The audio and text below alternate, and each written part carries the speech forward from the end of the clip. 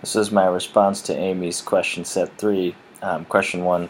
A girl born today has a 1 in 4 chance of being born into poverty. Do you believe this defines her future? Explain. I think in certain cases it can. I think it all depends on your environment.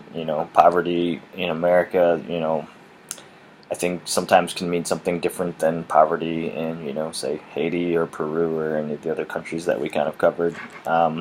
So I think that it can. I think poverty is one of those things that, if you don't have opportunities, sometimes there's no way out. It's like kind of harsh to say, but I think sometimes it can. Like, I think there's really, unless you have an opportunity to get out, people have to, struggle just to survive and live. So I think it in a general sense, I'm not sure you can answer the question, but I think, um, I think it all really depends on that person's environment and the conditions they're in.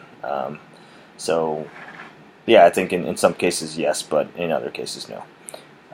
In Senna's story, question 2, in Senna's story, she said she struggled in school because all she could think about was her father. Think back to a time where you were struggling in school because another event in your personal life was occupying your mind.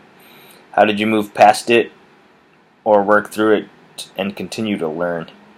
I can't think of anything super devastating like that. I guess maybe when I came back to school in my mid-20s, I had just gotten out of a pretty long relationship, and that was pretty rough to deal with. But I just kind of remember using it as a distraction, When I'm thinking about the class and doing the work that was required, it was less time me thinking about, that breakup. So I guess that's the closest I can get to that, that sort of thing.